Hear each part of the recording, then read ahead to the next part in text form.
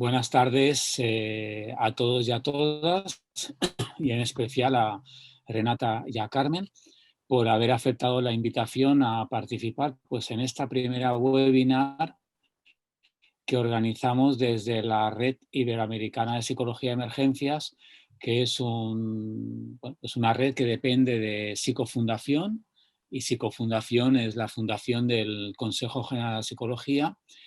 Y hoy iniciamos pues en esa primera webinar del 2021. Van a venir otras también de otros temas muy interesantes, pero nos interesaba en esta ocasión pues poder dar la palabra a Chile, porque así vamos intercambiando las webinars de algunos países, porque creo que el poder compartir experiencias, investigaciones, proyectos, tanto de un sitio como otro, pues yo creo que en el fondo nos enriquece a todos los profesionales que estamos trabajando en el ámbito de las emergencias y de las crisis.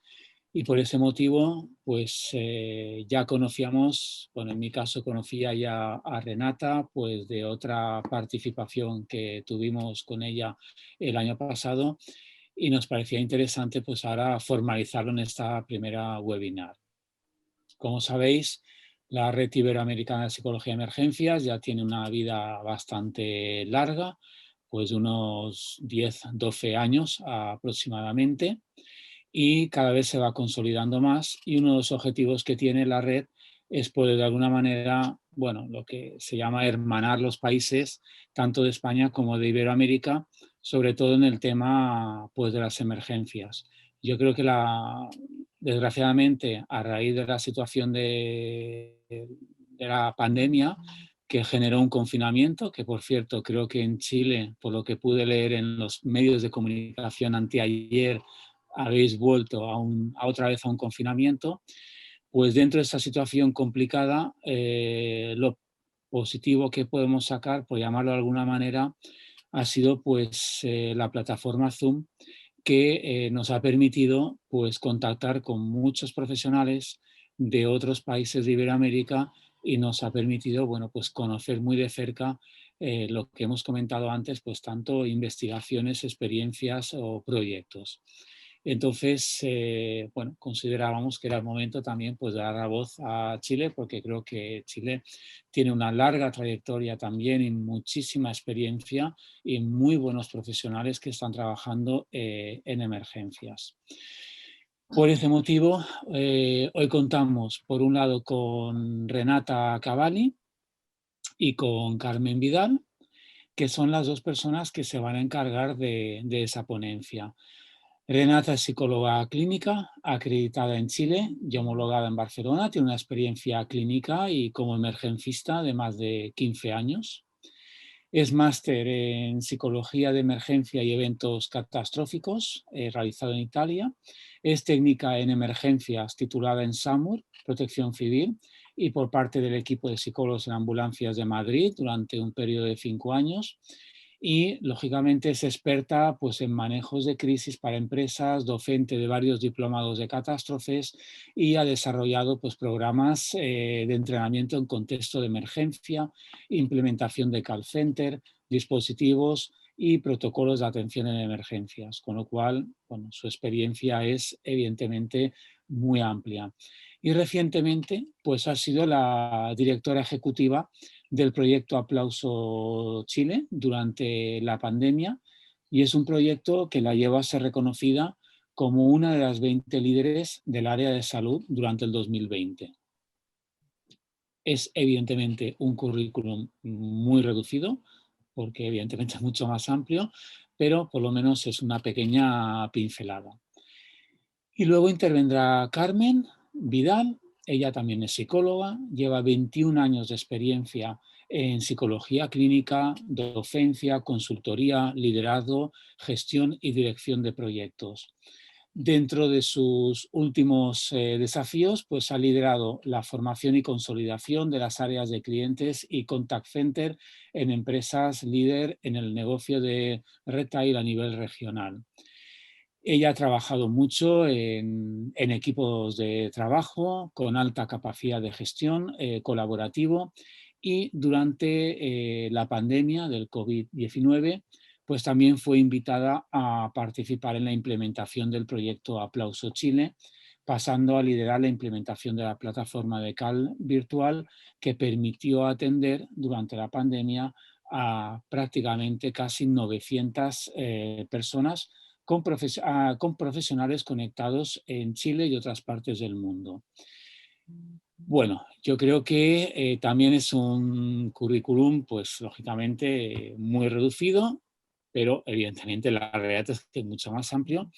Y simplemente, antes de dar paso a vuestra disertación, agradeceros enormemente vuestra disponibilidad a participar en esta primera webinar del 2021. Y lógicamente no quiero cerrar mi presentación sin también agradecer pues, al Consejo General de Psicología y a su presidente, Francisco Santolaya, que además es presidente de Psicofundación, porque ha apoyado desde el primer momento esas acciones formativas que estamos llevando desde RIPE. Sin más, pues muchísimas gracias Renata y Carmen, y es el momento de cederos la palabra. Luego, para los que estáis conectados, deciros que la presentación de tanto de Renata como de Carmen va a tener una duración aproximada de 1 hora y luego dedicaremos la última parte, 20 minutos, 25 minutos, al debate, y ahí es el momento en donde podáis preguntar todo aquello que consideréis interesante. Podéis ir ya haciendo las preguntas a través del chat, yo lo estaré gestionando, de tal manera que intentaremos poder dar respuesta a todas las preguntas que vayan saliendo y surgiendo. Muchas gracias, Renata y Carmen. Os cedo la palabra. Gracias, Javier. ¿Cómo hacemos para compartir pantalla? Yo paso a compartirte pantalla, Renata. Sí, ahí estamos.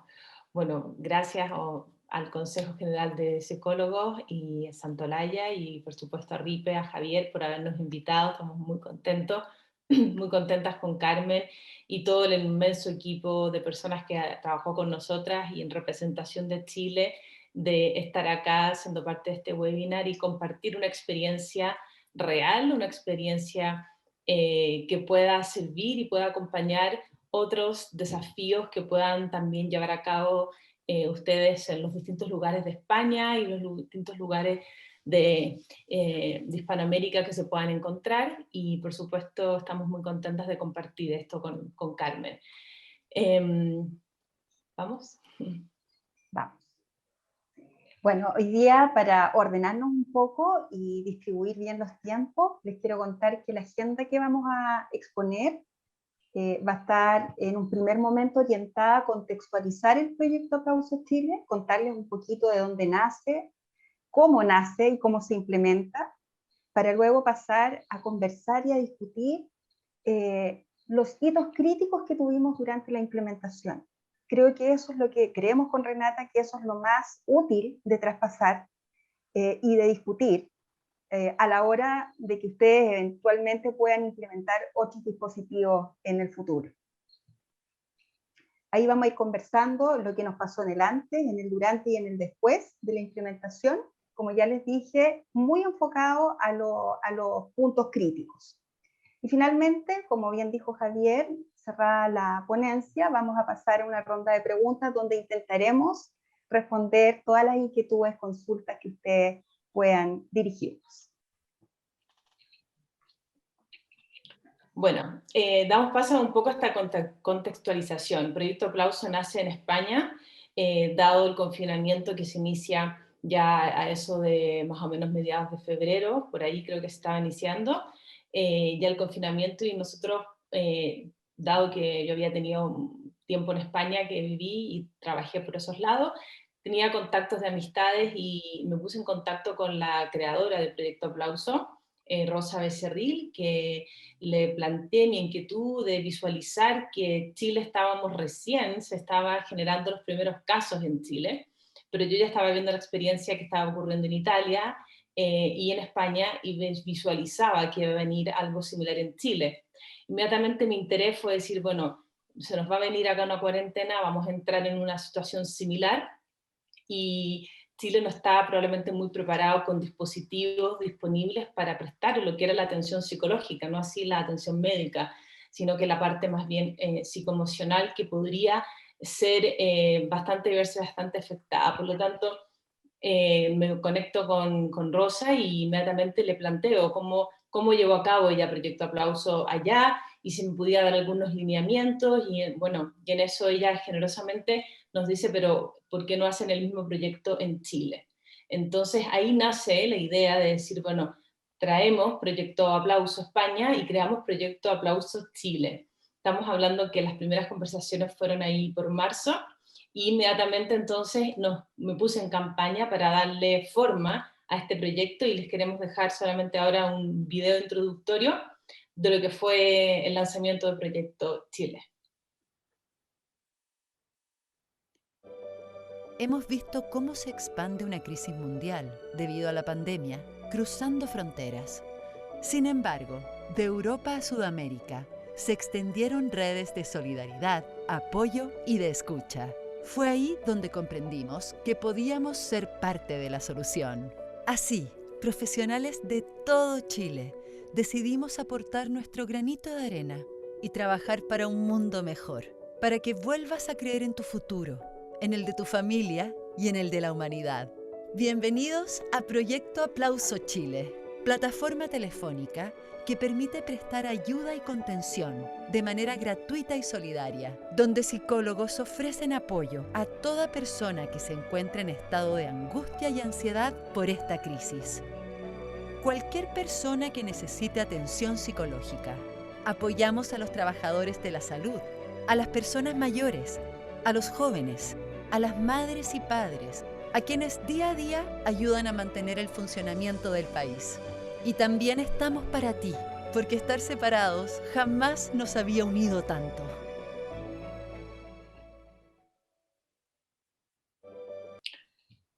Bueno, una de las cosas que quería también mencionar en la contextualización es que la realidad que se vivía en España en ese momento era una realidad diferente a la que vivíamos en Chile.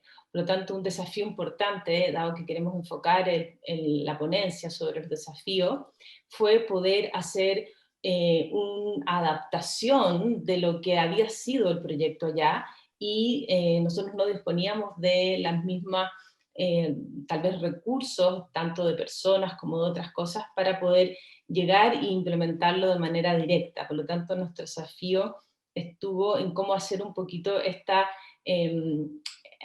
¿cómo se dice?, incorporación de estas dos visiones o contextos distintos con un proyecto único. Bueno, ahí les dejábamos el video y así fue como lo iniciamos acá. Nuestra población objetivo se mantuvo bajo los mismos criterios del Proyecto Aplauso. Trabajamos con profesionales de la salud, tuvimos disponibles para ellos, tuvimos también disponibles para el adulto mayor, familias, temas de parentalidad, y estuvimos disponibles también para la comunidad en general. Ahí hicimos unas pequeñas diferencias con el tipo de población, dado que acá en Chile hay ciertos organismos que tienen su propia atención psicológica, ¿no? Nosotros decidimos abrirnos más como a la comunidad en general. Siguiente. Bueno, nosotros englobamos este proyecto en 4 pilares para poder hacerlo más sencillo en lo que era la entrega y el poder compartir con ustedes la mirada de cómo se fue estructurando este proyecto. Entonces, trabajamos uno de estos pilares, que fue el eje personas, ¿no? El eje personas, que tenía que ver con quiénes íbamos a conformar el proyecto, todo lo que eran las distintas funciones que íbamos a tener como personas dentro del proyecto, ¿no? Nuestros roles. Por otro lado, estaba también configurado de una infraestructura, ¿no? ¿Cuál es la infraestructura con la que íbamos a contar y cuáles fueron los desafíos con los que contamos para poder disponer de los elementos básicos? El tercer eje que nosotros decidimos poner acá como relevante fue el eje de las alianzas y las comunicaciones, ¿no? Que fue un eje importante porque fue a través de este eje que pudimos darnos a conocer y que Proyecto Aplauso pudo llegar a las personas y a los usuarios que nos podían necesitar. Y un cuarto eje, que era el eje de los procesos, que tiene que ver cómo pudimos hacer que todos estos otros tres ejes se articularan, ¿no? Había un proceso, había que poder establecer una forma de trabajo, y ahí lo definimos como uno de los ejes centrales, ¿no? Entonces, estos cuatro ejes se dieron desde dos miradas, ¿no? Porque había una mirada que era la parte estratégica, que era como desde lo estratégico poder crear una relación con personas, crear la infraestructura básica, crear alianzas y comunicación y poder entregar un proceso que fuera lo más único para todos. Entonces había una mirada estratégica, pero también requeríamos de una segunda mirada, que era una mirada operativa, que esto no se quedara en algo escrito, en algo que tuviera una lógica, pero una lógica solo a nivel interno, sino que esta lógica tenía que poder plasmarse en llevarse a cabo en una operación que pudiese encadenar todo esto y salir de lo que había sido la conformación del proyecto en sí mismo. Por lo tanto, estas dos lógicas estuvieron albergando todo el tiempo Proyecto Aplauso. Sí, y justamente dentro de esas dos lógicas está mi invitación cuando Renata me llama por ahí por marzo, abril, para invitarme a participar del proyecto, dado el expertise que yo tenía en el ángulo operativo de implementaciones, y se generó esta alianza entre estas dos mujeres que fuimos trabajando cada una en su mirada para poder salir a producción en un tiempo récord. Las atenciones nos esperaban y nosotros estábamos conectando los teléfonos para que pudiéramos llegar a las personas y a la comunidad y a todos esos públicos objetivos que mencionaba Renata en unos slides anteriores a la brevedad posible. Entonces, así empezamos a articular estos dos mundos de desafíos. Ella por un lado trabajando en lo estratégico, yo trabajando en lo operativo. En el lado estratégico, tratando de hacer tangible la declaración del proyecto, que era un proyecto hecho por y para las personas, de manera de, como ya decía, en tiempos mínimos, transformarnos en el primer servicio de atención psicológica gratuita a nivel nacional con psicólogos de todo Chile. Y por otro lado, en el ángulo operativo, haciendo todo lo que fuera necesario para garantizar la continuidad operativa de la plataforma. Estábamos haciendo una declaración de servicio, por lo tanto no podíamos quebrar ese servicio. Desde ahí todo lo tecnológico tenía que estar perfectamente articulado para que la plataforma funcionara y estuviera disponible para los usuarios. Entonces estos dos desafíos convergían en trasladar finalmente y hacer real el propósito del proyecto, que era trasladar la empatía y la compasión a la atención telefónica. Ya va a hablar Renata en un ratito más de cuál fue el modelo de atención y todas esas cosas y esos detalles, pero básicamente el core del proyecto estaba justamente en lo que representa esta imagen. Efectivamente, y fue un desafío interesante porque con Carmen, lo voy a puntualizar desde ya, con Carmen no nos conocíamos. Yo nunca había visto a Carmen, no sabía nada de ella tampoco de mí, y cuando a través de una persona en común me dicen hay una persona que sabe de temas de call center, yo se me iluminan los ojos porque ese mismo día yo estaba diciendo necesito a alguien que sea experta en esto porque yo soy experta más en lo otro pero no en eso. Y Carmen llegó a mi teléfono rápidamente y fue realmente una sinergia potente que hizo que de alguna manera fuéramos estos dos liderazgos construyendo lo que fue este gran grupo de más de 150 personas que llegamos a conformarnos. Bueno, ¿cómo lo hicimos?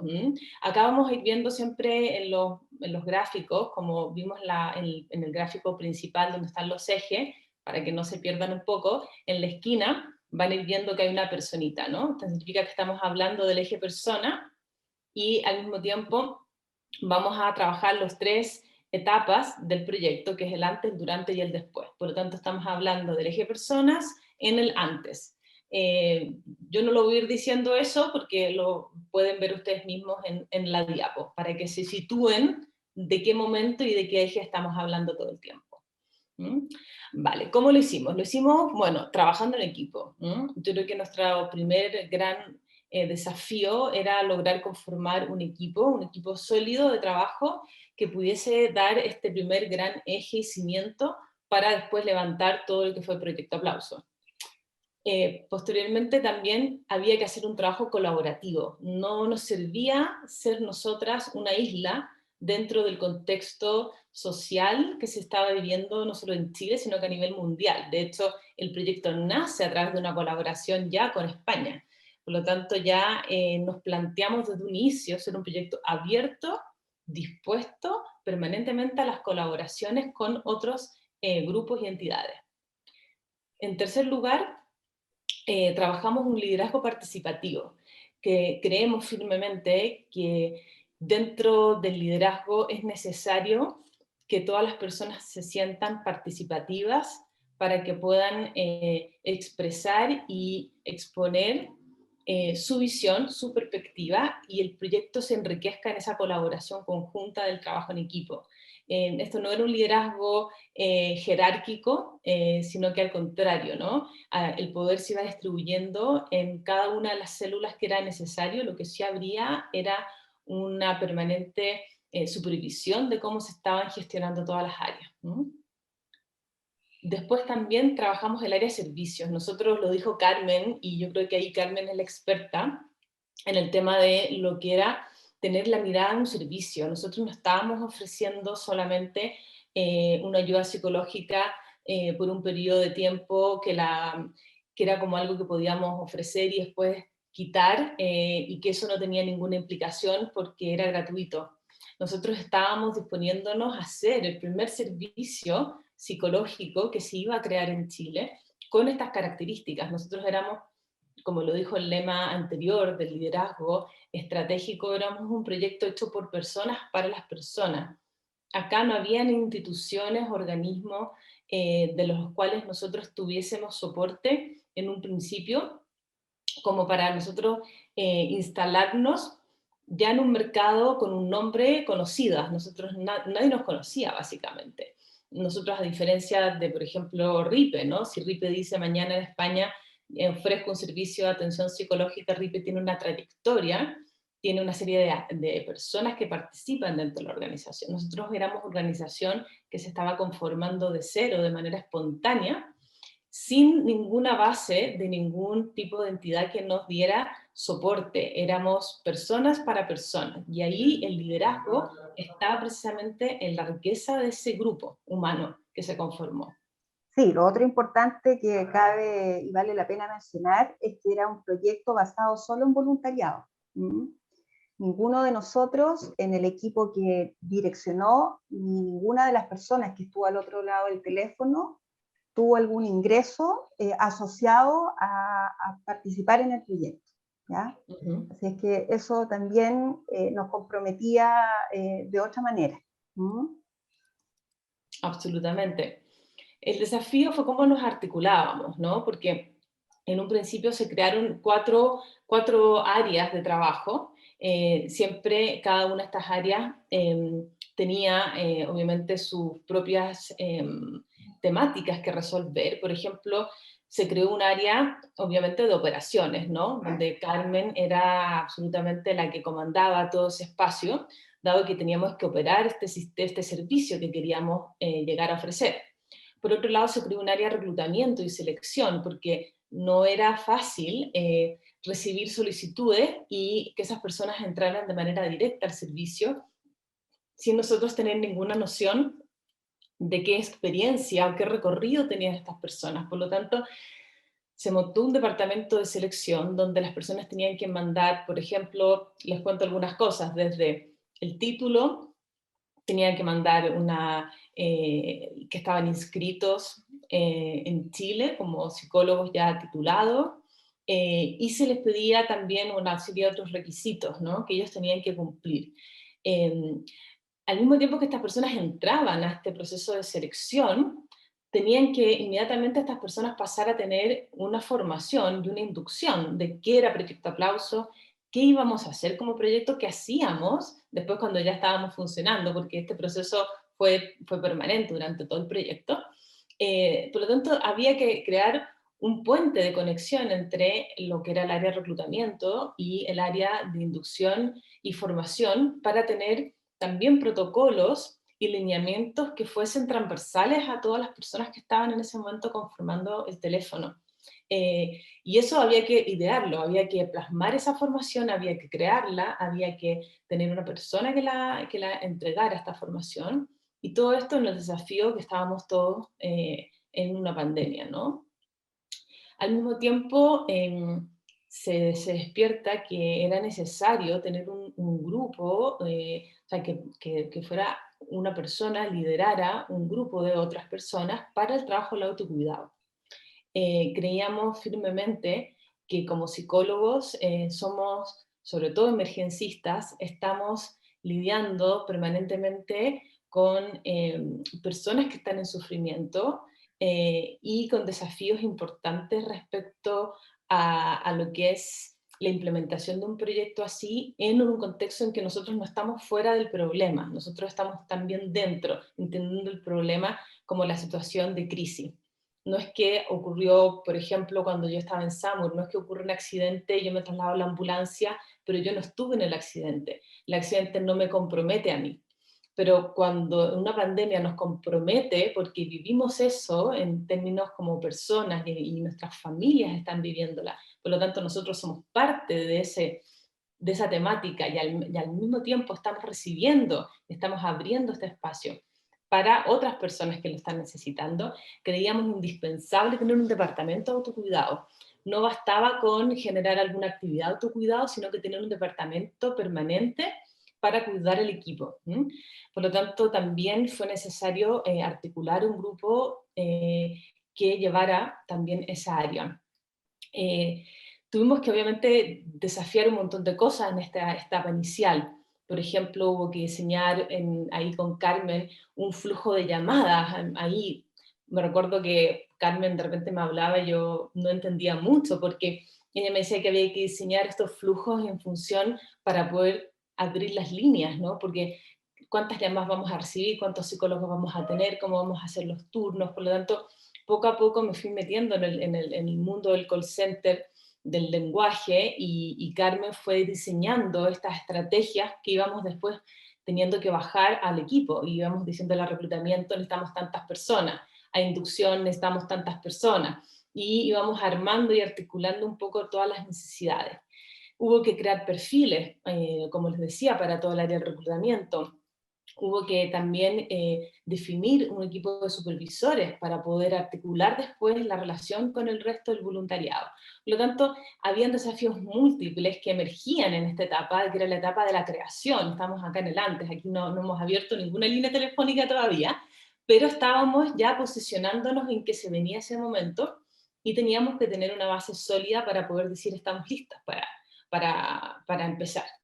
Algo que yo rescato de este momento cuando echo para atrás la memoria es que el sentido de la urgencia, porque afuera estaban pasando cosas, ¿no? Y uno veía que en el contexto nacional había más y más necesidad de contar con un dispositivo así, pero así todo el sentido de la urgencia lidiaba con esta articulación que había que generar sí o sí para salir de una manera muy responsable con un proyecto de esta naturaleza. Absolutamente. Y así fue como dimos vida a este organigrama, ¿no? El organigrama se conformó de un equipo de 11 mujeres. Fue muy emblemático el proyecto acá en Chile, además, por esta característica, que lo lideramos solo mujeres, aunque por supuesto hubieron hombres dentro de la atención telefónica. Asumió un liderazgo estratégico, Carmen asumía el liderazgo operativo, y después tuvimos un equipo, el área de personas, el área de desarrollo, con distintas funciones, como les contaba, dentro de las que se fueron necesitando autocuidado, hubo todo un área de psicoeducación, como les decía, todo lo que fue selección, inducción, formación, y hasta obviamente toda la parte de redes sociales, todo lo que fue el tema de trabajar con las comunicaciones, que fue también un desafío no menor para el proyecto, dado lo emergente que era, en la urgencia que se creaba, y con los pocos recursos que contábamos. Así es. Vamos a la siguiente. Aquí contarles un poco de que no fue menor hacerse cargo, hacer accountability, ese concepto que usamos tanto en las relatorías y en los cursos, ¿no? De la heterogeneidad que teníamos en el equipo. Llegaba mucha gente, el llamado fue muy exitoso, gracias a Dios nos acompañó, y llegó muchísimo voluntario. Entonces tuvimos que hacernos cargo de 100 profesionales distribuidos por todo Chile, a los cuales no podíamos convocar a una reunión presencial, y ahí la tecnología, Zoom y todas estas cosas nos ayudaron un montón. Y además psicólogos chilenos que escucharon el llamado del voluntariado y que estaban fuera del país, Escocia, Portugal, tuvimos ahí unos casos de compatriotas y colegas que se sumaron también al proyecto, pero hubo que manejar esta variable. Por otro lado, teníamos una diferencia no menor en el pool de competencias, formación en emergencia, algunos tenían, otros no, nivel de expertise en el manejo de crisis, habían algunas experiencias muy potentes, otros que no las tenían. En el mundo virtual del contact center. Yo venía, si bien es cierto, y le agradezco ahí a Javier la presentación, venía de un mundo de implementaciones exitosas, pero en la línea del contact center real, presencial. Este fue todo un desafío para mí, de poder implementar un contact o un call virtual, de distintas áreas de especialización. Venían con algunos eran más organizacionales, habían tenido alguna experiencia clínica, pero en el pasado. Entonces hubo que manejar un poquito ese pool de diferencias. No sabíamos también con qué apertura venían a adherirse a una metodología de trabajo que estaba dibujándose ahí, como decía Renata, y que nos exigía salir en tiempos récords. No había mucho tiempo para generar cursos de inducción fase 1, 2, 3. Teníamos que hacerlo todo en tiempos bien rápidos. Y finalmente, dentro de la urgencia, dentro de este pool de 100 personas, tener la capacidad ahí con el equipo de reclutamiento y selección de visualizar rápidamente a 7 personajes que fueran potentes y que nos permitieran como generar y tangibilizar esta figura del supervisor que nos ayudó a llegar a los equipos después de cada día.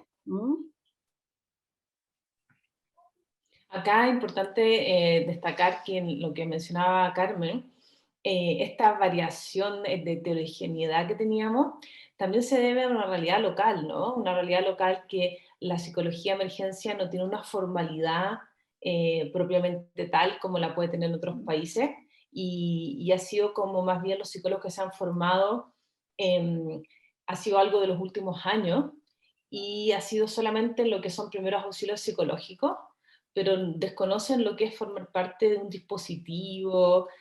No hay acá organizaciones que incorporen la figura del psicólogo de emergencia, si bien la necesitan claramente, pero entonces no hay como esta sensación que yo digo de formar una familia en una temática que nos une, sino que había como que crearlo también al mismo tiempo que estábamos creando el proyecto, ¿no? Por lo tanto, había ahí muchos desafíos que había que entablar. Y uno de los grandes desafíos fue el estratégico desde el punto de vista de nuestras infraestructuras, ¿no? En la infraestructura, lo primero que se menciona en la relación con España es que, bueno, me decían, necesitas un call center, un software para operar, ¿no? Al mismo tiempo necesitas, bueno, todo el tema de la telefonía, tiene que esto llegar por alguna vía, y al mismo tiempo se requiere el almacenamiento, ¿no? El software.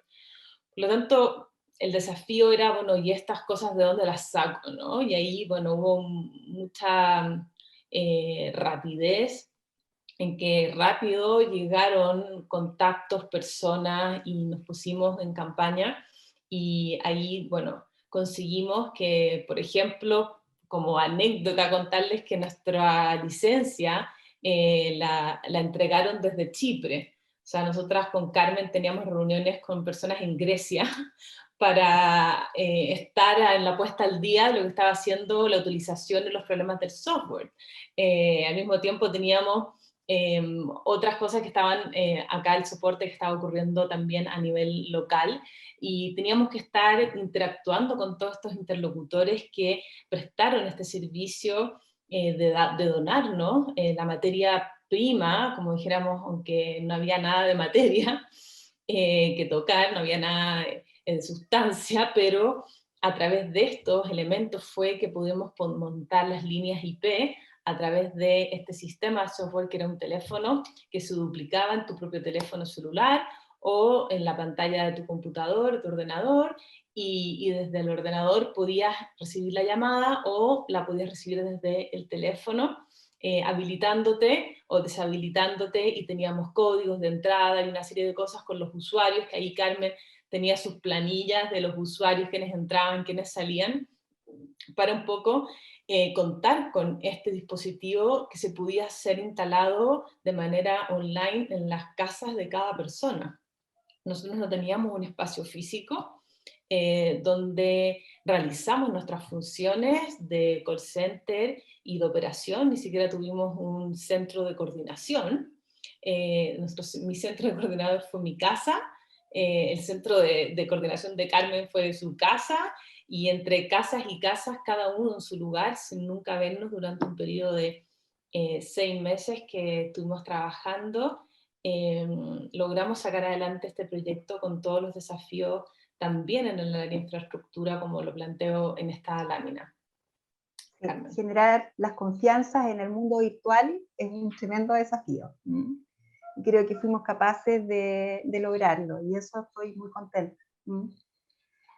Nuestros puntos a favor, muy relacionados con lo que es el eje de infraestructura, fue contar con una plataforma con un hosting en la nube, tener un teléfono virtual con una numeración única a la que se accedía de distintas regiones de nuestro país. Nosotros tenemos 16 regiones, por lo tanto era importante contar con una numeración única que facilitara y hiciera que la plataforma fuera más accesible.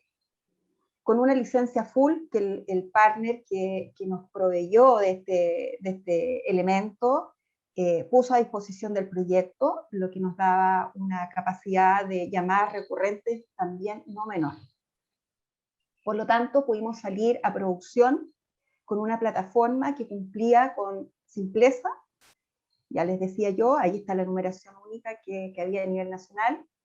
Una plataforma accesible, porque era una atención gratuita, tecnológica, con una capacidad de 25 llamadas recurrentes, y eso lo multiplicamos por más o menos 15 minutos de atención por cada psicólogo, entenderán que llegamos a un ambicioso número de atenciones proyectadas en el mes, y una plataforma especializada, porque cuando salimos a producción, los psicólogos pasaban por una etapa de formación que nos daba la seguridad de que estaban al teléfono con una formación en primeros auxilios psicológicos. Esos fueron nuestros puntos a favor. Nuestros puntos en contra ya lo sabemos, y ustedes nos podrán imaginar. Dependíamos de la conexión de internet. Acá eran voluntarios que estaban al otro lado del teléfono, por lo tanto, y nosotros no teníamos cómo administrarles el recurso de internet. Así que dependíamos de la estabilidad o de la inestabilidad que tenía cada uno de ellos. Y por otro lado, yo venía de implementaciones World Class muy ambiciosas, acostumbrada a partners potentes, y cuando le hablaba yo a Renata estas cosas nos reíamos, ¿de qué me estás hablando? Entonces le dije, ¿y vamos a tener CRM? ¿Vamos a tener inteligencia de datos acá? Porque si no, ¿cómo? Para mí era como impensable administrar este mundo sin estos temas. Sin embargo, pese a no haberlos tenido, logramos en lo manual, ¿cierto? Y con algunos recursos adicionales, poder administrar y tener trazabilidad de data y tener una reportería que hoy día nos permite saber, tal cual como decía Javier y Renata, haber llegado a más de 900 personas. Ya les voy a contar ahí algunos detalles más. Bueno, los procesos previos para poder lanzar esta marcha blanca fueron, además de muy desgastantes, claramente, tuvimos que pensar en varios elementos. Por ejemplo, el área legal. Había un tema legal que había que tener claridad. O sea, nosotros íbamos a operar bajo la ley de protección de datos, eso tenía que quedar claro en nuestro mensaje de entrada. Cuando la persona llamaba, nosotros especificábamos que las personas iban a estar bajo la ley de protección de datos, y si tenían, bueno, alguna duda podían revisar, creo que las políticas en nuestra página web al mismo tiempo, ya que hablo de lo legal, era poder mostrarnos, tener una forma de que la gente pudiese acceder a nosotros y saber qué hacíamos a través de una página web, contar con correos institucionales para cuando nosotros empezar a salir, y todo esto había que crearlo al mismo tiempo que estábamos diciendo queremos salir con líneas telefónicas ya, o sea, queremos salir ya, y yo tenía que decir, pero es que no, tenemos que terminar la web, tenemos que tener los correos institucionales, tenemos que tener los convenios firmados por los psicólogos que firmaban y que entraban a Proyecto Aplauso bajo ciertos lineamientos, los cuestionarios de selección, para que estuviera todo alineado y organizado, crear este equipo de coordinación y llegar a el famoso flujograma, que era como, les voy a poner un ejemplo, de cómo este flujograma en un principio lo articulamos, ¿no? Había un área de reclutamiento, pasabas al área de inducción, de ahí pasabas al área de operaciones, así es el viaje que va haciendo el voluntario, ¿no? Después pasa al coordinador de supervisores, de ahí pasa a su supervisor de día, y ahí se transforma en un voluntario habilitado. Entonces, al mismo tiempo estaban entrando voluntarios, estábamos recibiendo mails, hicimos un formulario que las personas llenaban de manera bastante más rápida y automática, y este formulario caía directamente en un correo, y nosotros íbamos recibiendo las solicitudes, y teníamos un departamento que las iba recibiendo y contestando y enviando el material. Entonces ahí se les daba una bienvenida al psicólogo, se le hacía un envío de material, se le daban los talleres online, se hacía un examen final, después había una prueba de repechaje, y después los que no habían quedado en la prueba de repechaje, si siguieron sin poder pasar el examen, se les hicieron unas clases adicionales y se vio si podíamos realmente introducirlos a plataforma, dado que no habían sido no habían podido adquirir los conocimientos en una primera instancia, ¿no?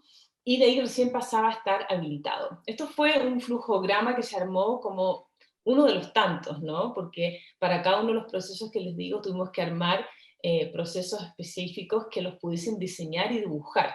No era llegar y decir hay un montón de voluntarios y los pongo al teléfono, no era directo, ¿no? No era tengo una persona que llega y pum, y la pongo al día siguiente a atender un teléfono. Tengo que hacerla pasar por todo este protocolo que se diseñó. ¿Ya? Acá Sí. Renata, acá yo recuerdo, y te vas a reír cuando haga esta remembranza, que la hoja de cálculo pasó a ser nuestra mejor aliada, ¿no? Porque cada área entraba a la hoja de cálculo y llenaba su parte, y finalmente yo, que era la última en el eslabón, que veía si ya habían pasado por todas las etapas para ponerlos al teléfono, tenía que mirar no sé cuántas columnas que estuvieran ok para poder ya tomar a esos psicólogos y habilitarlos. Bueno, eso es lo que se llamó dentro del proyecto nuestra sábana de datos, ¿no? Porque era tan grande el Excel y ya abarcaba tantas cosas este Excel que en un momento ya parecía una sábana, ¿no? Y obviamente, como habíamos hablado en un principio, todo esto estaba bajo presión del tiempo récord. De hecho, en 1 mes y medio montamos el proyecto. O sea, del momento que yo tengo el equipo, las personas que iban a conformar las áreas, nos demoramos 1 mes y medio en tenerlo. También tuvimos que armar una tabla Gantt, por supuesto, donde hubo una descripción de área, cargo, fecha, cuándo se iba a iniciar cada cosa, crear este grupo humano, como les decía, y el desafío más grande que fue trabajar desde casa. Por otro lado, había que articular todos los procesos que teníamos nosotros dentro de nuestro equipo de coordinación, y todos los otros procesos que estaban dados para relacionarnos con el equipo de supervisores y el equipo voluntario, de manera de que pasara todo lo que tenía que pasar y llegar finalmente a tener a los voluntarios habilitados en las líneas telefónicas. En este proceso nos hicimos muchas preguntas. Una de ellas fue, ¿vamos a grabar las llamadas? ¿Las grabamos, no las grabamos? ¿Tenemos el recurso? Sí, la plataforma nos daba la posibilidad y la factibilidad técnica. Sin embargo, teníamos que convivir con esta decisión, con la declaración del anonimato que le estábamos garantizando a las personas. Por lo tanto, vimos ahí con nuestra asesoría legal de que sí, podíamos pasar a grabar siempre y cuando hiciéramos explícito ese tema al usuario.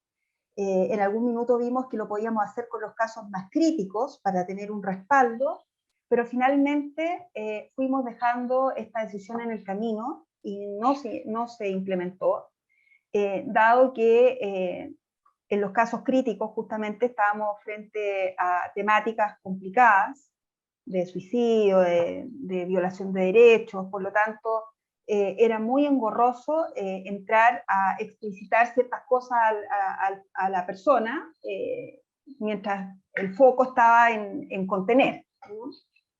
Por otro lado, estábamos viendo ahí qué hacer con los casos críticos. Tal cual como decía Renata, no teníamos en Chile y en nuestro país una articulación con entidades gubernamentales o no gubernamentales a las cuales poderles entregar la atención de los casos que requerían un seguimiento en el tiempo.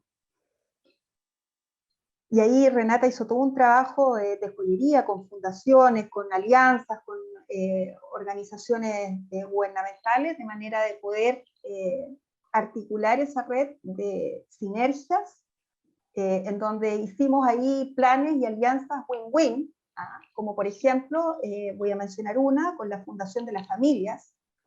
Ellos tenían un horario acotado de atención, por lo tanto, el trueque que hicimos, por llamarlo de alguna manera, fue, ok, yo te atiendo fuera del horario, las llamadas que entren a tu dispositivo, pero yo te puedo derivar los casos que requieran atención y tú te haces cargo de darle las atenciones posteriores.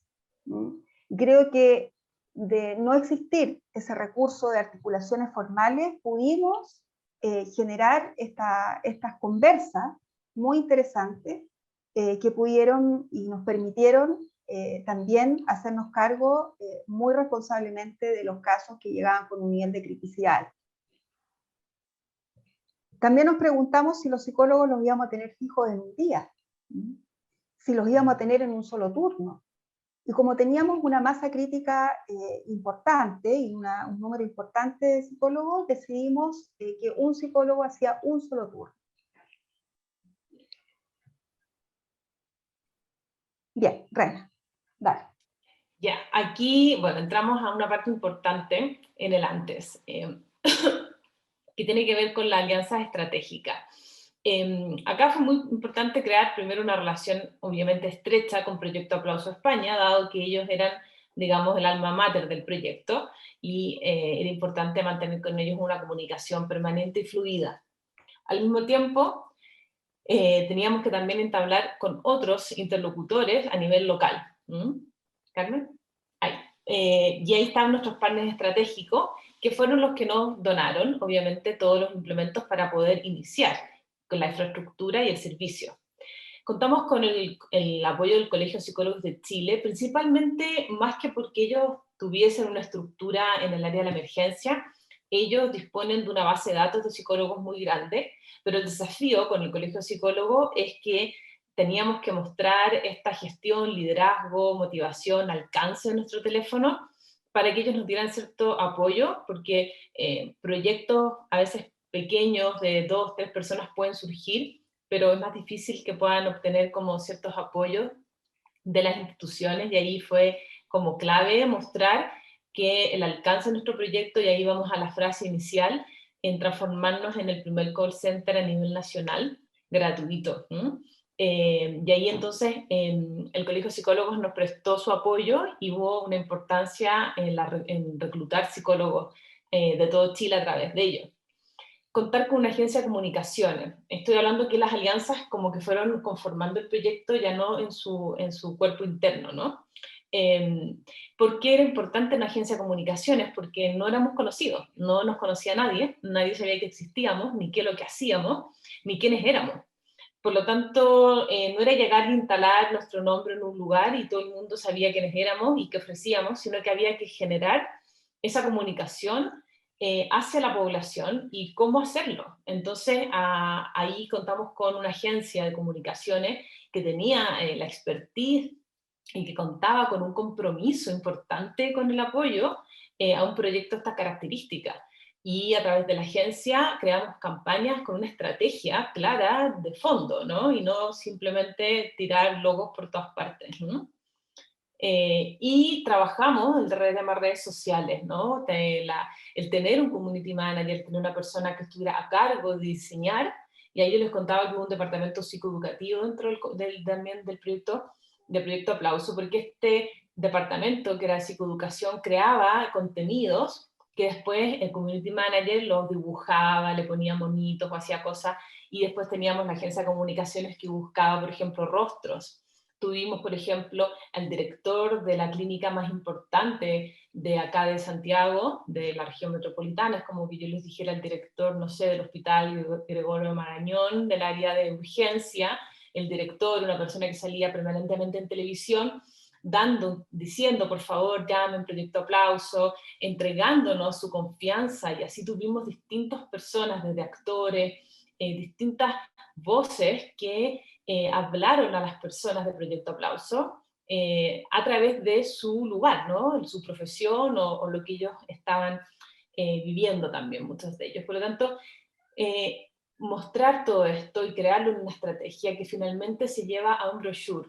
O sea, después creamos toda una presentación de lo que era Proyecto Aplauso, y esa fue la forma en que le dimos vida a una organización inexistente, creada de manera espontánea, para tener soporte, validez, liderazgo y ser creíble desde sus inicios. Sí. En el ángulo de las comunicaciones fue vital esta conformación del equipo de supervisores. Ellos fueron las figuras claves, ahí estuvo nuestra apuesta para ir posicionándonos en los que iban a ir generando la bajada y la cascada hacia los equipos de trabajo. A través de ellos les íbamos contando de las nuevas alianzas que iba generando Renata con otras instituciones, que nos iban a dar más usabilidad, para las cuales nos teníamos que reforzar en turnos, por ejemplo, y también contarles de todos los ajustes, los procesos y los procedimientos que íbamos generando a través de las situaciones que se nos iban dando en el día a día.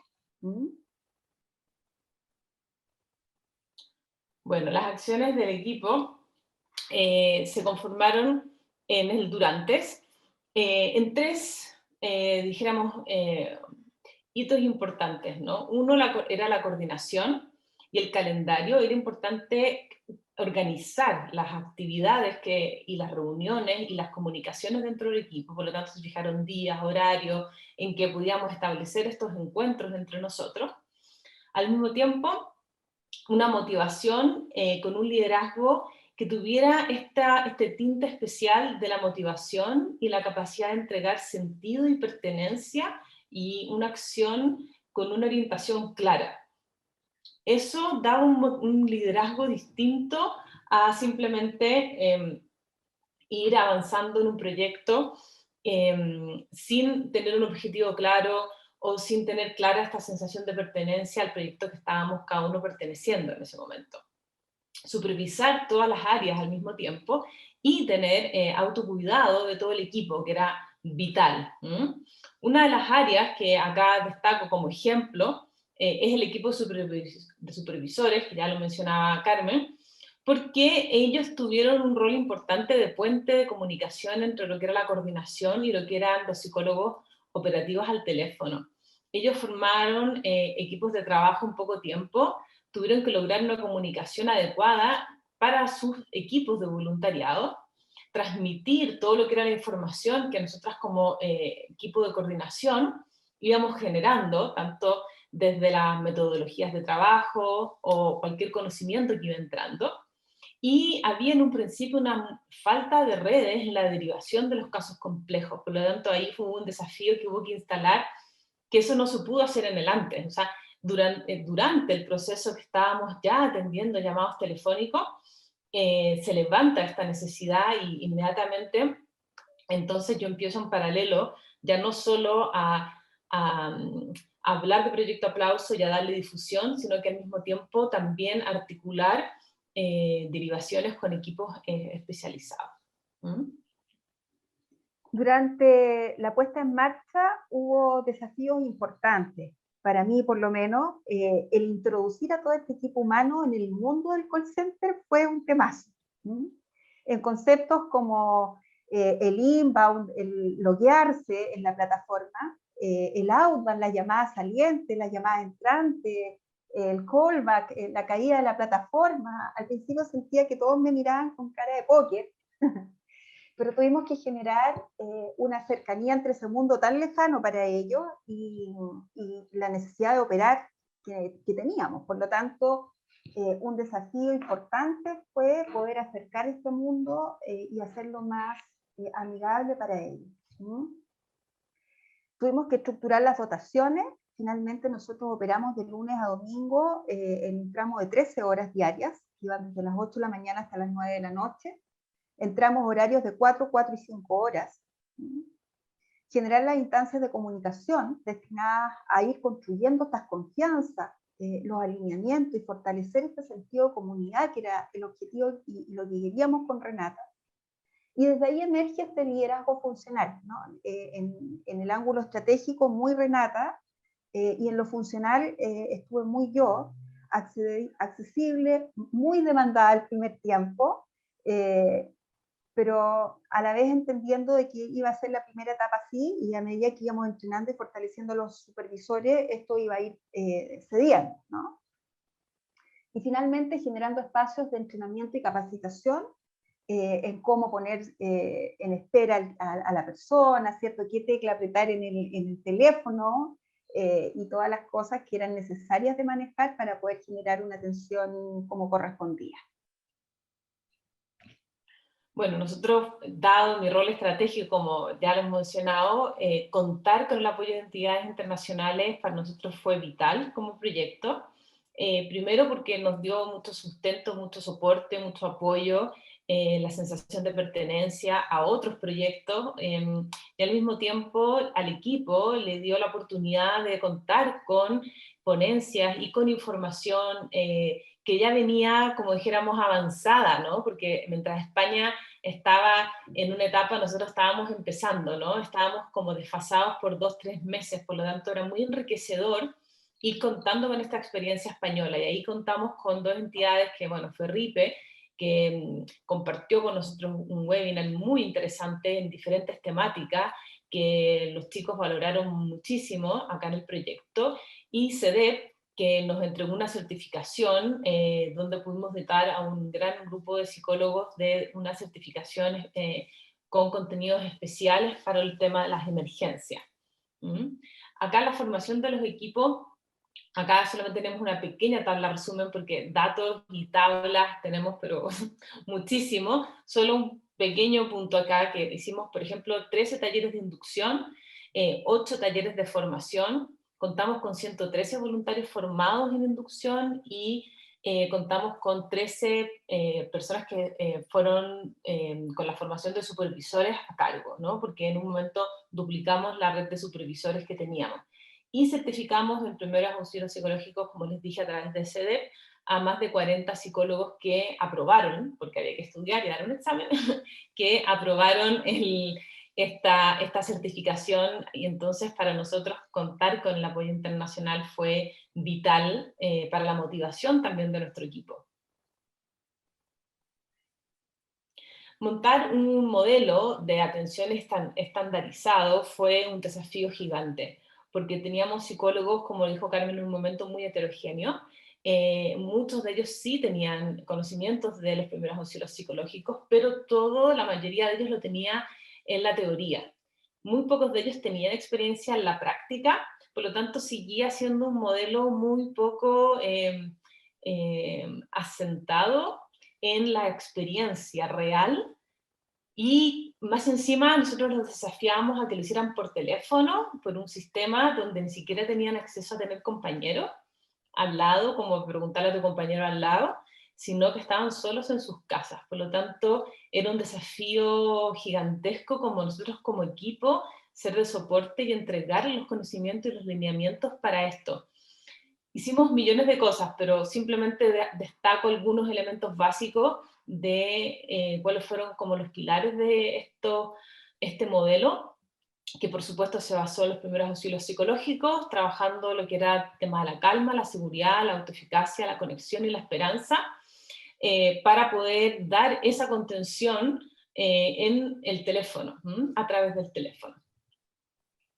También introducimos todo lo que era el triage emocional, con un modelo, como me imagino que es el mismo que se utiliza en todas partes, que tiene que ver con estos 3 niveles, ¿no?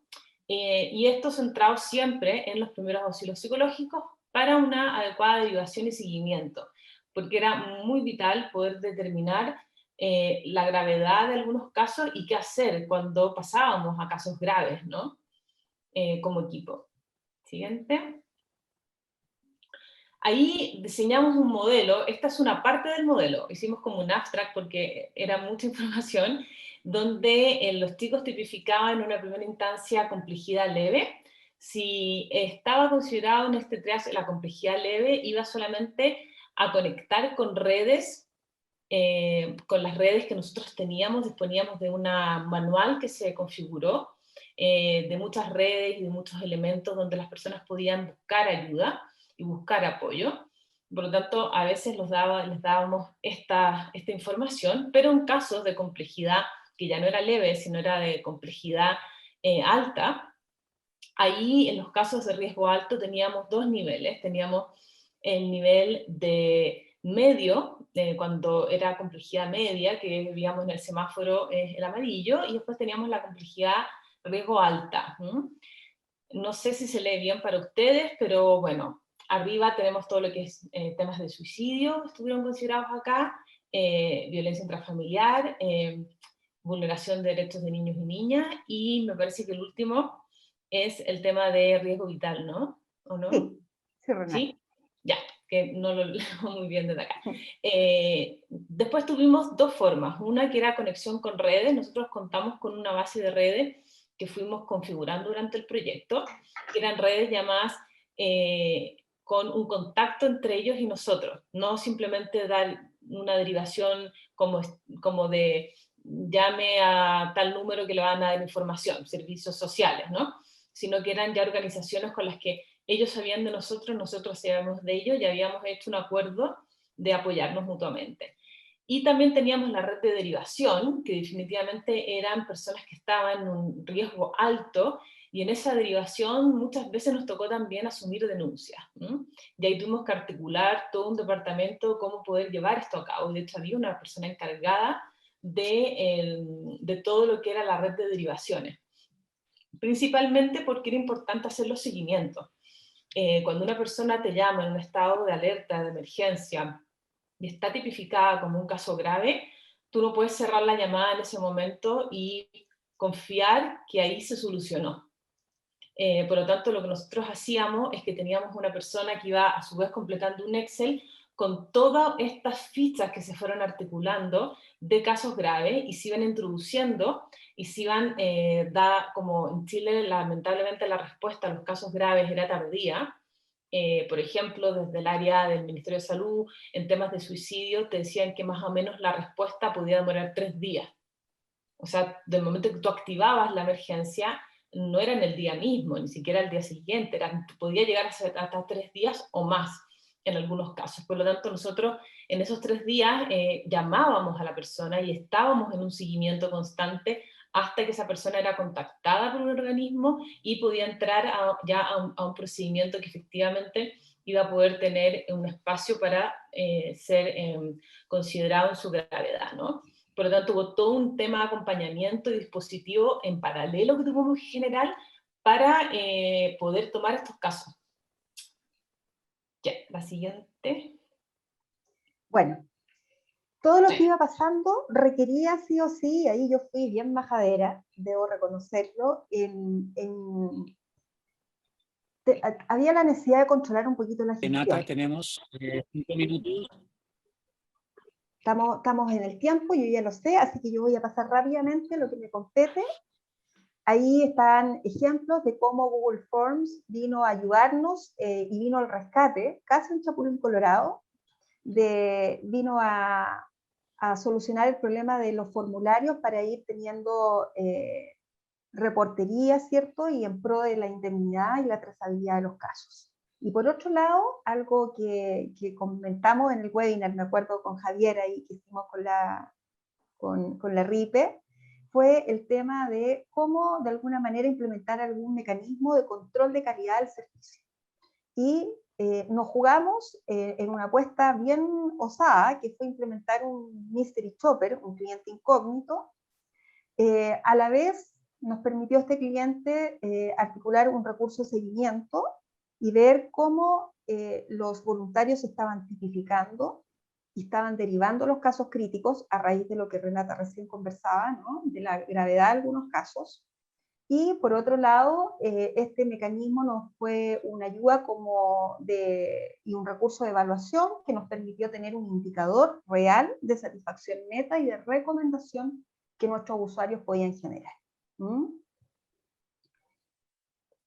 Esto siempre a la luz de que estábamos articulando un tema con otras organizaciones que les dieron vida al proyecto finalmente, en la usabilidad del proyecto, porque acá está el ministerio, que es el MinSal, el Ministerio de Salud, acá en Chile, y el MinSal empezó a hacer un catastro de las líneas telefónicas que existían en el momento que ocurre la pandemia.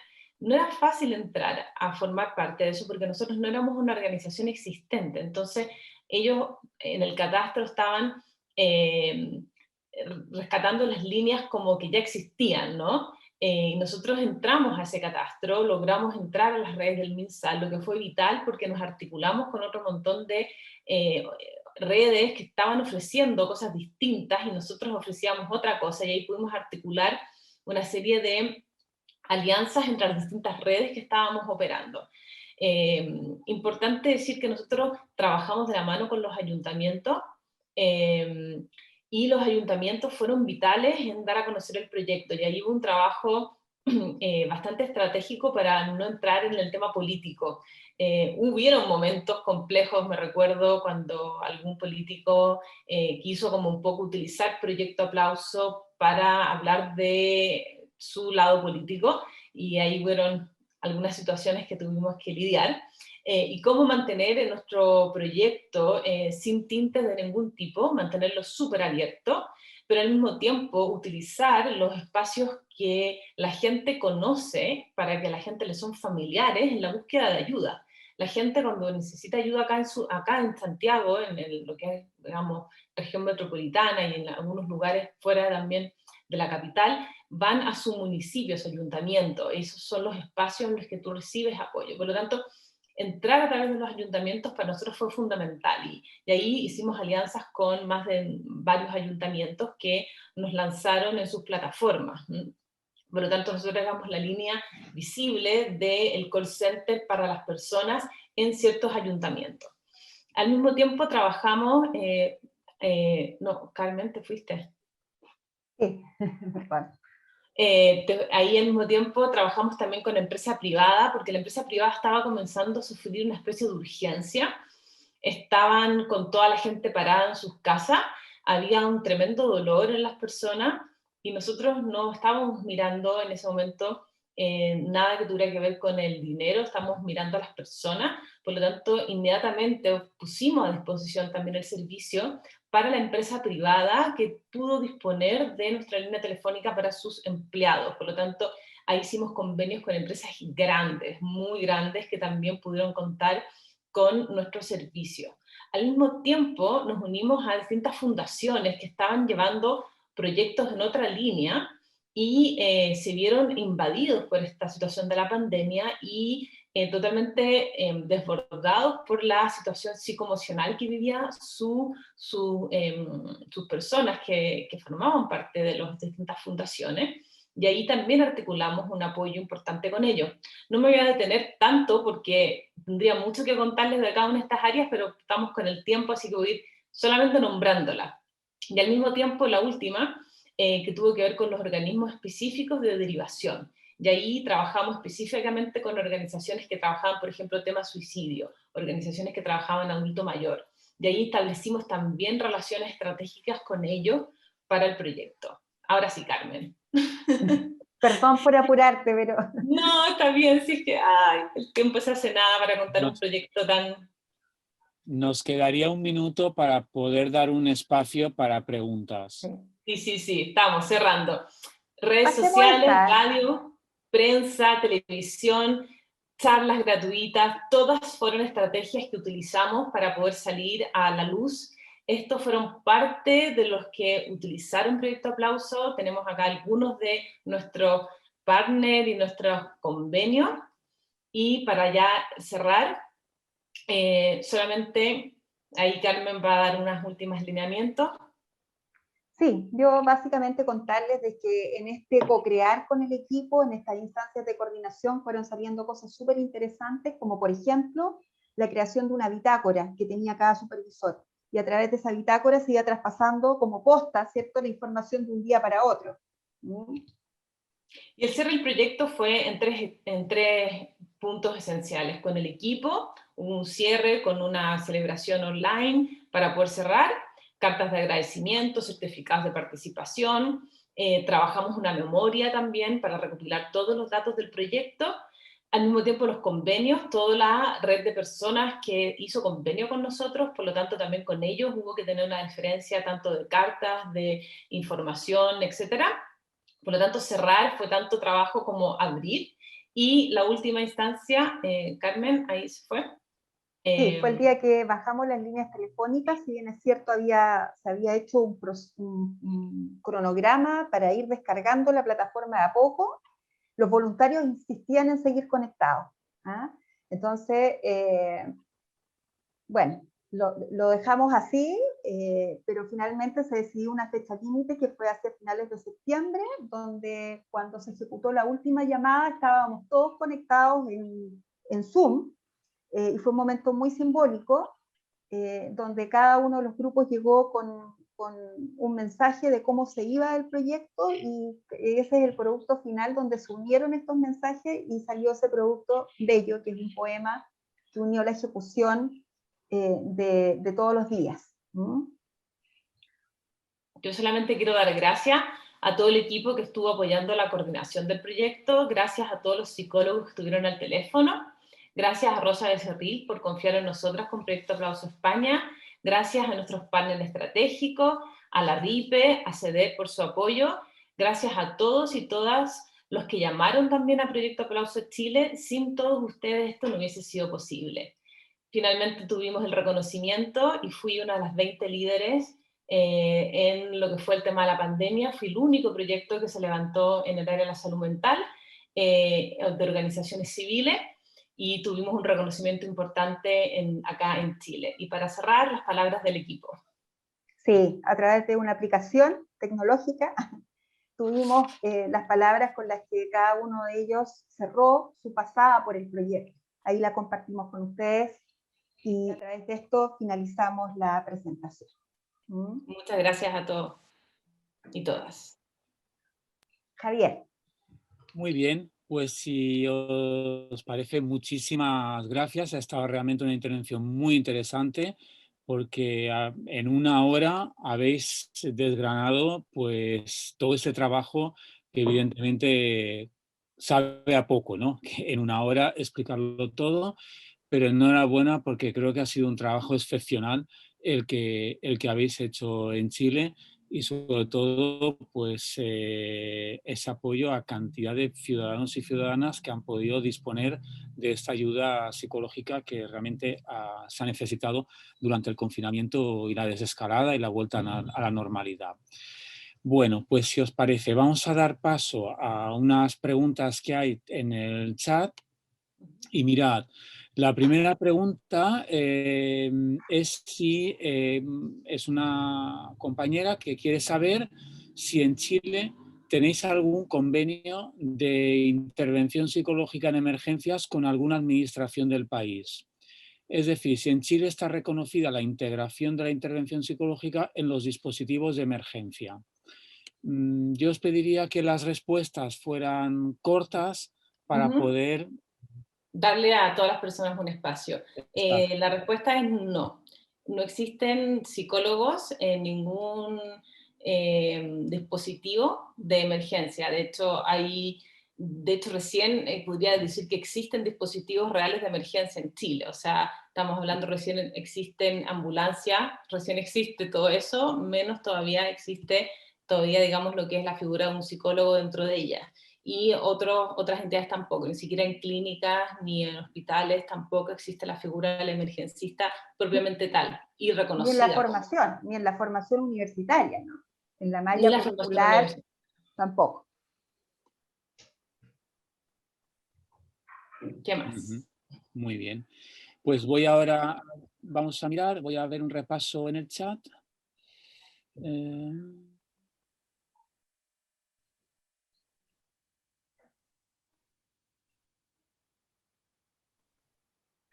Voy bajando para ver.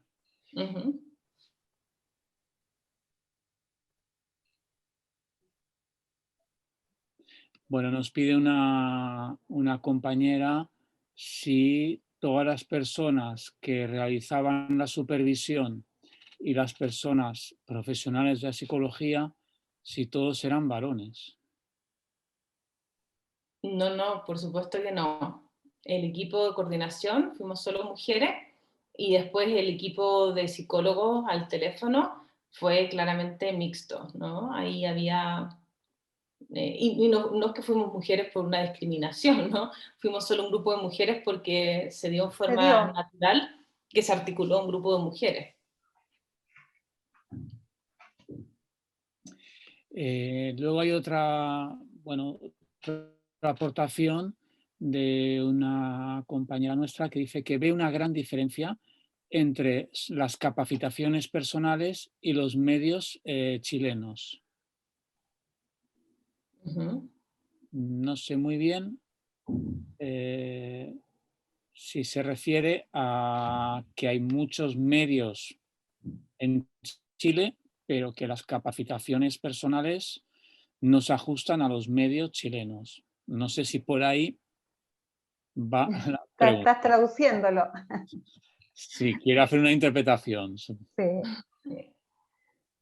En todo caso, supongo que a lo mejor ahora volverá a explicarlo, ¿no? Mira, mientras lo escribe ella, tengo otra pregunta. Dice, si tenéis datos del número de usuarios total, jóvenes, mayores, niños, y las temáticas de solicitud de ayuda de emergencias. Es decir, bueno, si tenéis estos datos así muy telegráficamente. Sí. Bueno, ya decíamos que habíamos tenido un total más o menos de 900 usuarios durante el tiempo que tuvimos en producción.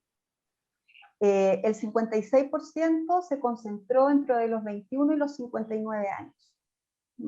Ese fue el rango etario, ahí se movió el 56% de los usuarios. El otro porcentaje complementario se distribuye casi en forma homogénea entre los otros rangos etarios hacia el polo superior, o sea, desde los 59 hacia arriba. 80% mujeres, 80% usuarias, mujeres. 20% varones, y uno de los motivos de consulta más habituales fue la angustia y la ansiedad provocada por el encierro. Ese fue uno de los drivers más potentes de llamada. Sí, nuestra compañera nos aclara y se refiere a que la formación de los profesionales de emergencias en Chile es altísima, con muy buena formación y capacitación, pero por el contrario parece ser que los medios que hay o desde la administración como que no se ajustan. No se condice. Exactamente, ¿no? Sí, no se condice una cosa con la otra. Sí. Habemos grupos de personas que tuvimos la oportunidad de formarnos fuera y que hemos llegado a Chile y hemos generado bastantes células de formación y docencia, y estamos trabajando en emergencias y hemos trabajado en emergencias, pero no está todavía reconocido eso en las instituciones, si bien profesionales formados de calidad, como dice la colega, los hay. Bueno, yo os quería preguntar algo porque he ido tomando una serie de notas. Cuando hicisteis la selección de la cantidad de profesionales de psicología que quisieron participar, todos tenían muy claro que iba a ser voluntario, es decir, que no iba a haber ninguna contraprestación económica, y en ningún momento os planteasteis esa posibilidad de que pudiera haber una financiación para de alguna manera remunerar esas horas y esa dedicación que podían tener ese equipo de los 100 profesionales aproximadamente. Una larga discusión. Me imagino. ¿O visteis que por parte de la administración y las instituciones públicas en ningún momento hubo ningún atisbo de plantear pues esa posibilidad? Sí, en algún minuto se manejó la alternativa de crear una fundación, ¿no? Que era lo que nos permitía, bajo esa figura, tener la remuneración para nuestros profesionales. Sin embargo, articular esa figura legalmente tomaba mucho tiempo. Por lo tanto, no se condecía con la urgencia que teníamos para salir a producción. Entonces, si hubiésemos optado por esa vía, habríamos tenido un tiempo de tramitaciones y de articulaciones no menor, que nos habría impedido salir en los tiempos que salimos. Eso, claro, por un lado estaba la parte de la urgencia de salir, y después venía el planteamiento de si nos manteníamos como servicio y cambiábamos un poco la figura, una vez ya estando articulados y para poder mantenernos en el tiempo. Pero eso implicaba abandonar la figura Proyecto Aplauso.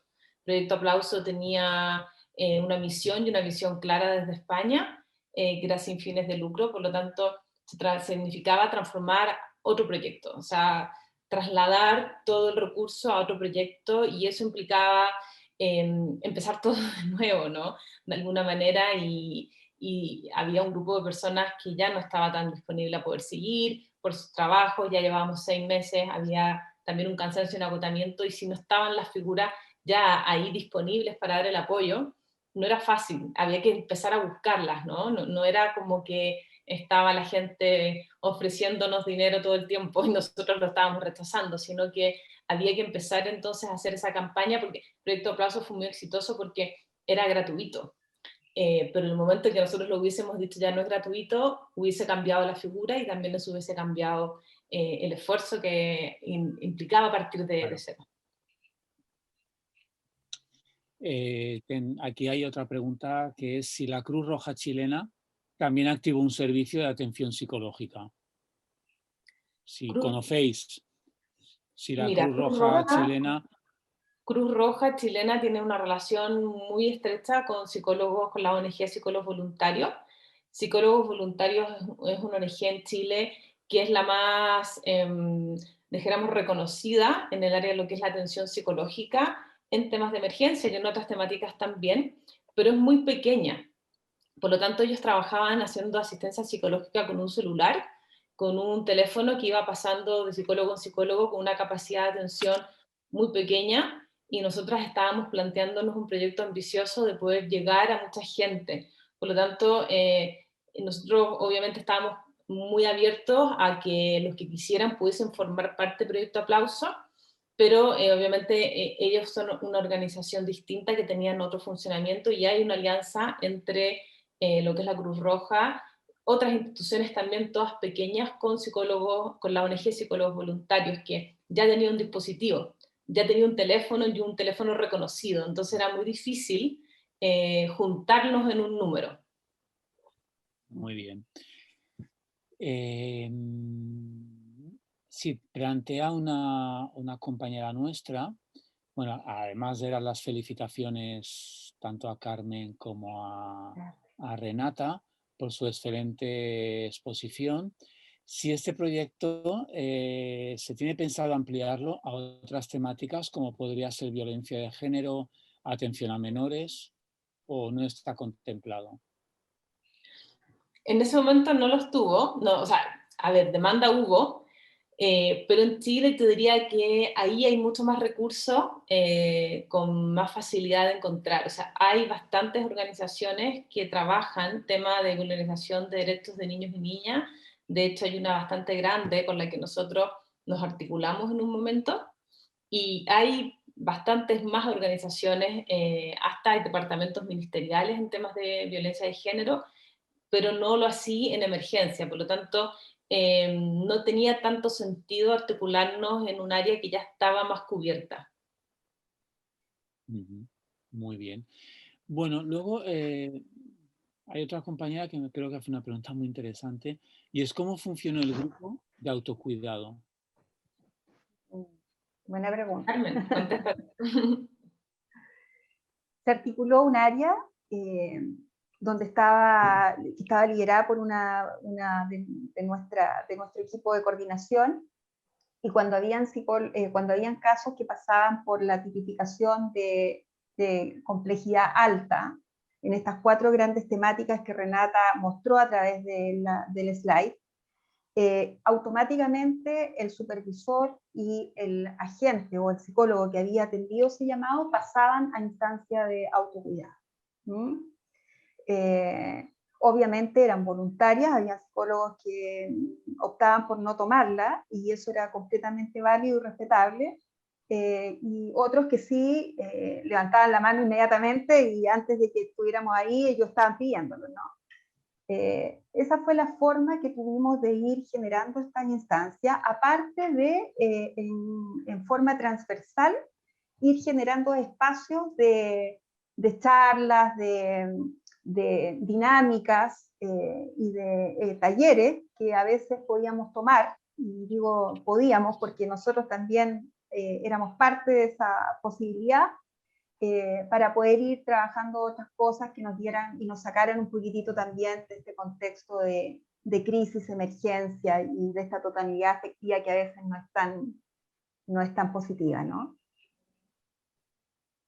Sí, sumar a lo que plantea Carmen, también se entregaba semanalmente material escrito en temas de autocuidado con ejercicio. Entonces, cada supervisor contaba con material para hacer llegar a su equipo, aparte de las reuniones, los talleres y la activación del autocuidado 1 a 1 en los casos complejos. Nos pregunta un compañero nuestro de Monterrey, de México, si hay manuales o metodologías que hayan usado como guía acerca de la implementación de ejes estratégicos y operativos. La verdad es que sí, hay numerosa bibliografía al respecto y metodologías. Yo como director de proyectos en varios proyectos que he ejecutado, tuve esa visión de traer todo ese mundo de definiciones a este proyecto y mostrarlo como Renata hoy día expuso y como yo también traté de mostrarlo. Pero sí, hay un montón de material.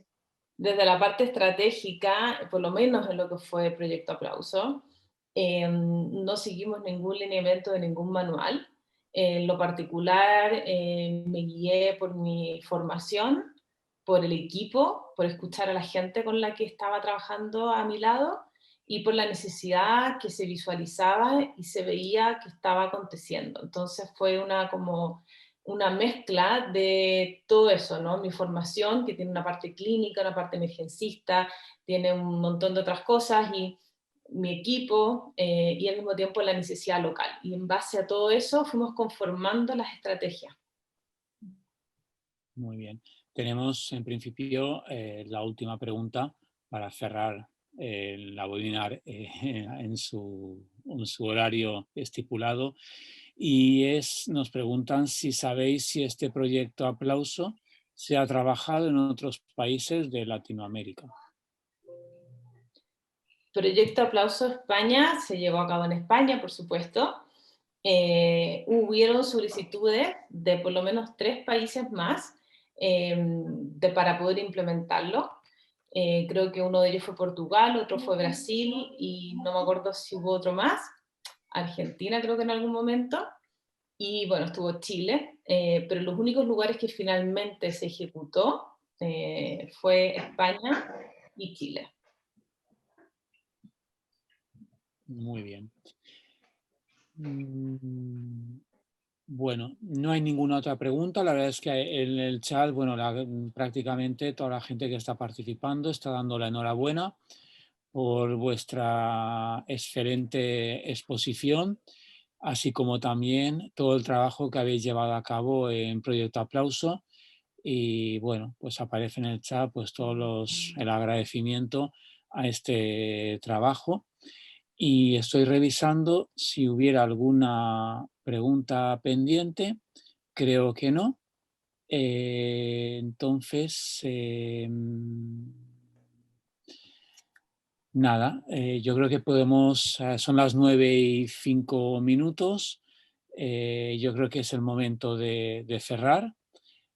Pues nada, dando las gracias una vez más a Renata y a Carmen por vuestra capacidad de síntesis de ese excelente proyecto que lo habéis explicado en 1 hora, que bueno, casi seguro que podíamos dedicarle mucho más tiempo y entrar en detalle, pero por lo menos ha servido pues para que pudiéramos conocer más de cerca ese proyecto que habéis llevado a cabo. A todos los participantes, pues también muchas gracias por estar con nosotros y os emplazamos a la siguiente webinar, que va a ser a finales de abril, en donde vamos a contar también con 2 excelentes profesionales, psicólogas de aquí de España, que trabajan en la Dirección General de Protección Civil y nos van a hacer también una exposición muy interesante de temas, lógicamente, relacionados con emergencias. Seguramente la semana que viene ya estaremos en disposición de dar ya la información y os agradeceremos pues, a todas y a todos que podáis dar la máxima difusión posible, porque sigo pensando que ese tipo de webinar nos permite primero conocernos y segundo entiendo que son muy enriquecedores porque además permite conocer el países tanto de Iberoamérica como en España. Y yo creo que a partir de ahí se van a establecer sinergias pues, de colaboración de